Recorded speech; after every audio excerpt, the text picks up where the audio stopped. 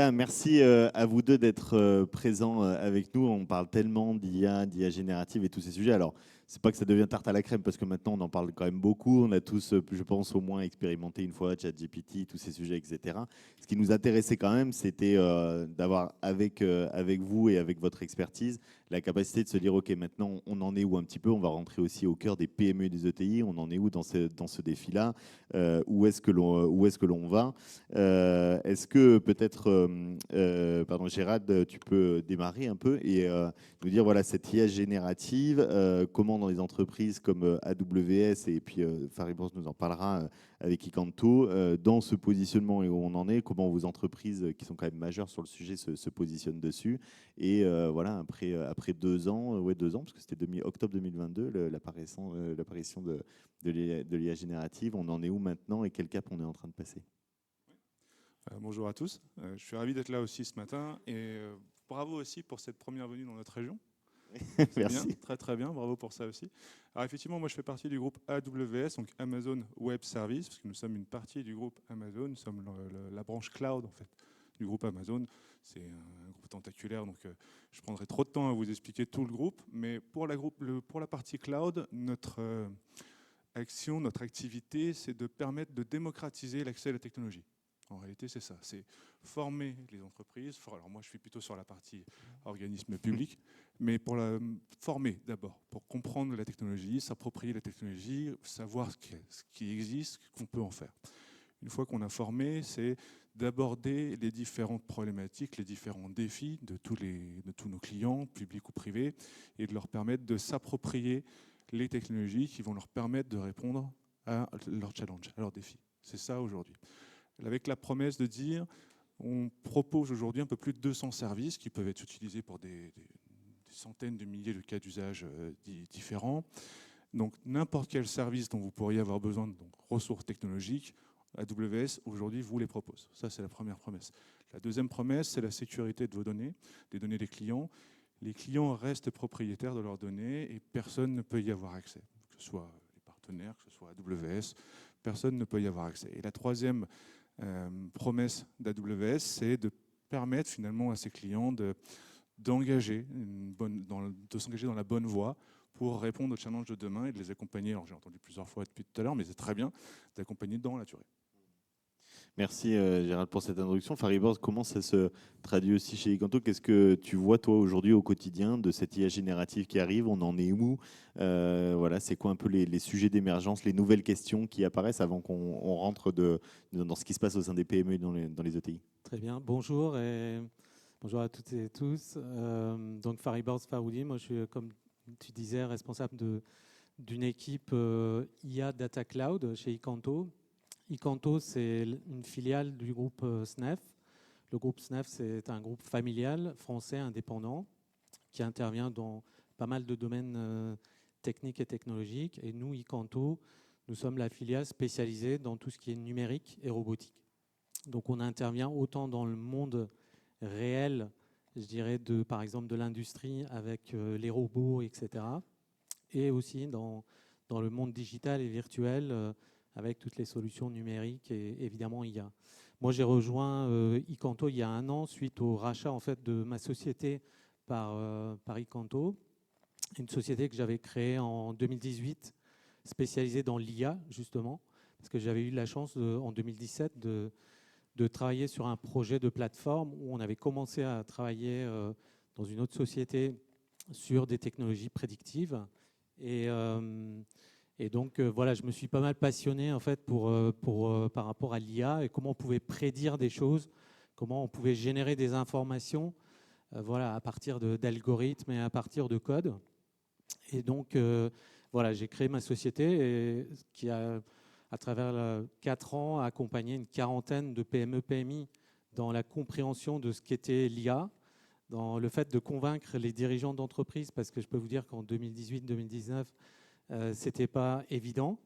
Et donc, grâce à nos amis d'OpenAI en 2022, ils nous ont fait une vague je dirais, tout le monde a compris qu'il fallait y aller et que c'était accessible, notamment avec ChatGPT. Et donc aujourd'hui, évidemment, depuis 2022, Je pense que si je demande dans la salle qui est-ce qui utilise ou qui a utilisé ChatGPT ou équivalent, vous pouvez lever la main. Ouais, tout le monde. Voilà, quasiment tout le monde. Et si vous êtes dirigeant d'entreprise ou responsable d'un service, et si je vous pose la question de dire, est-ce que vous pensez qu'il faut engager une démarche autour de l'IA dans votre entreprise? Oui ou non? Voilà, donc Il y a un peu moins quand même. Hein. un petit peu moins. Un petit peu moins. Et bon, nous, ce qu'on voit, c'est que, pour répondre un petit peu à ta question, on est juste au début de l'histoire de l'IA générative. On est au début d'une courbe exponentielle. Et aujourd'hui, il y a une compétition mondiale entre les OpenAI, entre des Elon Musk, entre les Chinois et tout un tas d'autres acteurs pour aller vers ce qu'on appelle l'IA générale, c'est-à-dire se rapprocher de plus en plus de ce que nous, on sait faire en tant qu'humains. Voilà, leur rêve, en tout cas, c'est créer à un moment donné un agent informatique, un agent digital qui est capable de réaliser la tâche d'une personne dans son rôle, un ingénieur, un comptable, etc. Donc, et de plus en plus, voilà, cette compétition s'accélère. Alors, on parlait déjà de l'industrie, quatrième révolution industrielle. Il y en a qui disent que l'IA, c'est la 5e révolution industrielle. Ça va vraiment toucher profondément toutes les entreprises. Et dans les entreprises, le rôle qu'on peut avoir chacun à son niveau va être transformé parce que cette IA va pouvoir nous aider à faire des choses et va changer notre manière de travailler. Avant qu'on redonne la parole à Gérald sur justement au cœur des entreprises, est-ce que tu peux nous introduire justement comment cela se traduit aujourd'hui dans les PME et dans les ETI, où elles en sont parce qu'on sait que tout le monde s'est mis à expérimenter Ouais. ChatGPT, mais très rapidement est apparu le fait de dire mais on balance des données qui sont hyper confidentielles dans des logiciels où on maîtrise absolument pas la sécurité, etc. Où en sont les réflexions aujourd'hui et où veulent aller les PME et les ETI avec lesquelles vous travaillez aujourd'hui sur ce sujet de l'IA générative? Alors effectivement, si on posait la question pareil, est-ce que vous avez une solution interne sécurisée par rapport à votre entreprise, une IA qui a déjà appris sur les données de votre entreprise? Une IA personnelle, quoi. Pardon? Une IA personnelle. Et donc il y a quelques personnes. Ah, oui. Aujourd'hui, je dirais le cas d'usage qu'on rencontre le plus souvent, soit des dirigeants de PME ou même des grandes entreprises, peu importe, c'est de dire aujourd'hui j'ai beaucoup de connaissances dans mon système informatique, dans mes documents, dans les têtes de mes collaborateurs, leur expérience, etc.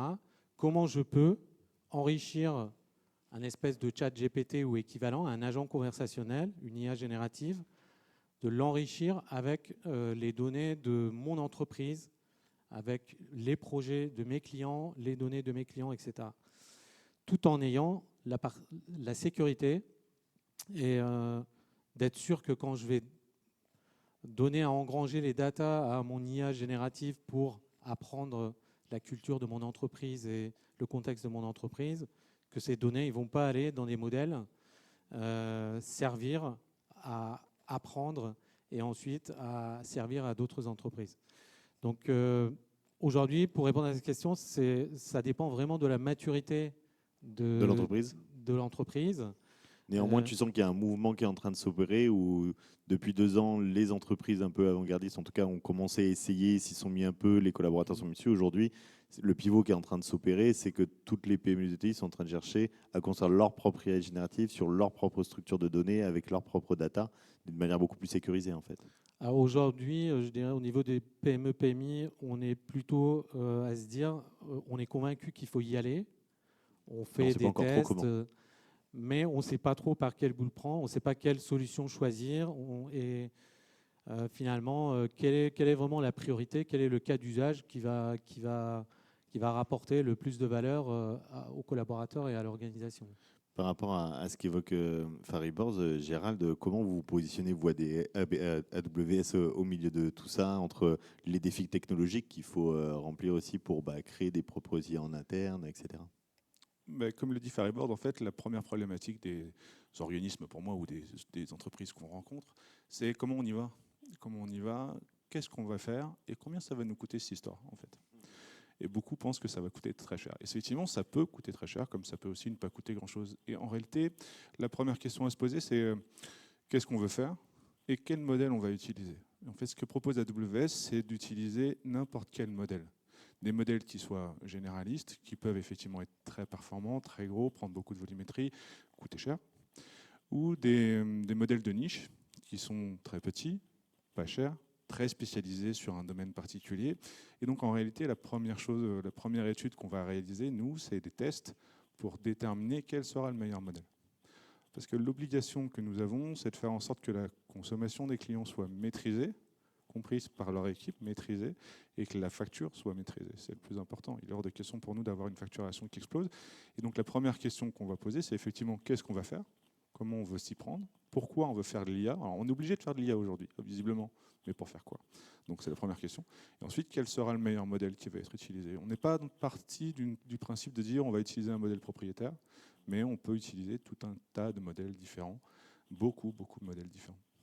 En conclusion de cette table ronde, vous m'aviez parlé un peu de quelques cas d'usage, quelques retours d'expérience, quelques clients voilà, avec lesquels vous avez travaillé et sur lesquels vous vouliez partager. Fariborz, peut-être je te laisse démarrer. C'est quoi les quelques retours d'expérience que vous avez eus ces derniers mois, dernières années, peut-être plutôt derniers mois, avec des clients sur lesquels vous avez commencé vraiment à passer à l'action? Alors globalement, quand on regarde les expériences dans les différentes Baptiste. entreprises, il y a pas mal de proof of concept, pas mal de petits projets qui sont réalisés pour tester, mais il n'y a pas encore beaucoup d'entreprises où les solutions IA génératives sont totalement déployées au niveau de tous les utilisateurs. Il y en a très très peu. Donc le retour d'expérience que je peux donner ici, c'est justement un client chez qui on a pris le sujet par cette priorisation, quel cas d'usage, etc. Et de dire comment je peux apporter finalement à chaque métier une sorte d'agent conversationnel, un portail sur lequel, si je suis RH, je peux avoir accès à une solution d'IA générative, mais qui est connectée à mon système d'information. Si je suis financier, pareil, et pour chaque métier dans l'entreprise. Aujourd'hui, on se rend compte que, et d'ailleurs, si on regarde ChatGPT, comment ça se fait que d'un seul coup, ça s'est déployé? Il y a bien sûr la solution qu'il y a derrière, les algorithmes qui sont là, mais il y a aussi l'interface. La simplicité d'utilisation de l'interface, aujourd'hui, est importante. Donc, on a travaillé avec le client. Finalement, je pense qu'il ne faut pas penser qu'en déployant une solution, on va régler soit des problèmes ou gagner directement du temps. Il vaut mieux partir finalement de l'analyse du travail de la personne, de dire quel est le cas d'usage qui fera gagner le plus de temps. Je pense que le premier paramètre de l'IA générative, premier axe de gain, c'est gain de temps pour chercher des informations, pour aller apporter les informations qui sont quelque part dans le système d'information. Donc, je dirais le cas d'usage qui est concerné, c'est une IA générative, un agent conversationnel, une interface simple à développer, à construire pour que chacun de vos collaborateurs puisse facilement l'utiliser. Et derrière, il y a pas mal de techno. C'est la raison pour laquelle aussi, nous, on est partenaire avec AWS. Comme le disait Gérald, il y a 200-250 services qui sont derrière. Dans le choix du type de technologie qu'il y a derrière, comment aujourd'hui, dans une PME, vous pouvez dire, je veux tel langage d'IA générative derrière. Aujourd'hui, c'est la plus performante. Est-ce que demain, ça va être le cas? Avec des solutions type AWS, on peut avoir quelque chose qui est agnostique par rapport à la technologie qu'il y a derrière. Donc, garder l'interface, je dirais le retour d'expérience, c'est de dire ne multiplions pas les outils, essayons d'avoir tout dans une seule interface, intégré aux outils aujourd'hui de vos collaborateurs, et derrière, apporter les technologies qui vont bien et qui seront qui seront adaptés au métier des personnes. On garde la carrosserie de la belle voiture qui nous plaît bien, mais on peut le faire évoluer le moteur et Voilà, on peut le changer c'est ça. sans que ça se voit, quoi. C'est ça. Gérald, pour conclure, alors tu travailles aussi beaucoup avec le secteur public. C'est quoi un peu les cas d'usage, toi, que tu as pu voir, les retours d'expérience assez intéressants ces derniers mois qui ont été mis en œuvre et qui montrent que certains projets se mettent en action et fonctionnent? Alors, avant de te répondre, je vais juste rajouter quelque chose.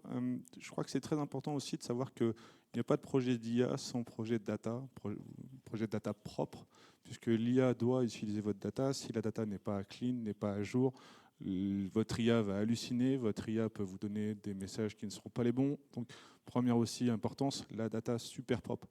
Et avec AWS, l'utilité que vous pouvez en retirer aussi, c'est n'ayez pas peur de tester. J'entendais hier un de nos partenaires dire arrêtez de monter des comités de décision IA avant de savoir ce que vous voulez faire. Et forcément, moi, je pense qu'il n'a pas vraiment tort dans l'histoire. Testez, trouvez le modèle qui correspond à votre besoin, à votre nature, à votre expérience. Et à partir de là, les équipes, avec nos partenaires, bien sûr, pourront vous accompagner là-dessus, j'en suis certain.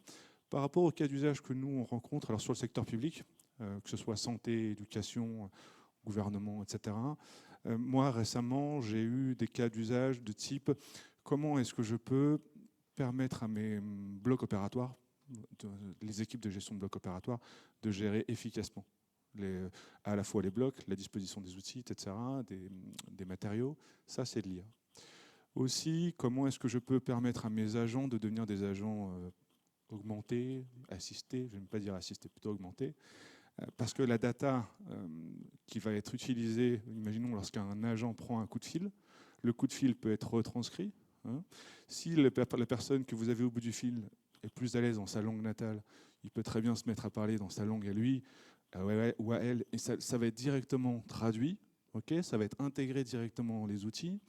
L'IA peut proposer à ce moment-là des scénarios de réponse à l'agent en se basant sur sa data. Donc c'est là où il faut que la data soit très propre. Donc c'est aussi des cas d'usage qu'on rencontre pas mal. Encore cas d'usage, moi je discute beaucoup avec les directeurs d'innovation et régulièrement c'est avant que le problème ne tombe sur les baskets de mon équipe IT, je veux que l'utilisateur se débrouille. S'il peut trouver l'info par lui-même, c'est bien. Et s'il n'y arrive pas, là effectivement il y a une génération de tickets. Et donc l'IA va à la fois permettre aux collaborateurs de trouver l'info, et si jamais l'info n'est pas pertinente, l'IA va décider de créer un ticket qui arrivera donc sur les baskets de l'équipe IT. Et ici dans le Nord, moi j'ai des sujets aujourd'hui qui sont comment est-ce que je peux faire de la maintenance prédictive de mes installations. Et l'IA, ça peut être aussi détecter des bruits anormaux, comprendre que dans les cycles d'utilisation des produits, à ce moment-là, il y a un souci, générer une alerte auprès d'un utilisateur, proposer un cas de traitement, une solution, ou alerter un service en particulier. Donc ça, c'est des choses qu'on fait ici dans le Nord, pas très loin, par exemple. Juste pour finir, parce que ça m'intéresse bien que tu nous éclaires sur le sujet, on a beaucoup parlé de données, de data, de l'importance de la bonne structuration d'une data, puisque par définition, l'IA ne se réfère qu'à ça. Donc si on a une data mauvaise, on a une IA mauvaise. Ouais. Quand on lance ce projet-là, c'est quoi le temps qu'on doit avoir en tête de se dire, sur 100% du lancement du projet de l'IA, c'est quoi? C'est 80% à travailler sur la data et au final 20% à mettre le bon niveau de langage derrière et à lancer le projet en interne? Ou c'est 50-50? C'est quoi à peu près la charge de travail et de temps qu'on doit passer à structurer la donnée avant de se lancer n'importe comment dans le fait de faire une IA? En réalité, il n'y a pas de réponse. Moi aussi, je vais citer un film qui n'a rien à voir avec un Disney, c'est Ça dépend, ça dépasse. Ça dépend, ça dépasse, parce que si vous avez de la data qui est énorme, des volumes qui sont gigantesques et qui ne sont pas du tout structurés, il va falloir effectivement d'abord décider de quelle data on va utiliser, comment on va la structurer, pourquoi on va la structurer, est-ce qu'il y a des données sensibles, pas sensibles, est-ce qu'on peut tout mettre dans le cloud ou pas aussi. Donc ça dépend, ça dépasse. Il n'y a pas de, à mon sens, de réelle réponse à ça. Ça dépendra du client et de sa volumétrie. Fariborz, ça dépend, ça dépasse aussi dans les retours d'expérience que tu as eu? Pardon, sur les... Non, c'est ça, ça dépend... Après, faut... Est-ce que tu as la ref au moins du ça dépend, ça non. dépasse? Père Noël est une ordure. On est dans la période. Okay. Non, c'est... Après, ce qu'on constate aussi, c'est qu'on peut commencer sur une partie des données. C'est-à-dire qu'on peut faire un cas d'usage uniquement sur une base de fichiers Excel. Sur une BU, une activité, ouais, voilà. un sujet, un service, un projet. Ok. C'est ce qui permet aussi de mettre le pied à l'étrier, quoi. De calculer un peu les premières performances et de regarder comment... Oui, c'est ça. C'est par exemple l'exemple de l'équipe IT qui veut soulager ses équipes. On ne va pas mettre toute la data, mais peut-être la data d'abord IT, et puis ensuite peut-être engager sur d'autres projets avec d'autres data. Super. Merci beaucoup Gérald et Fariborz. Merci.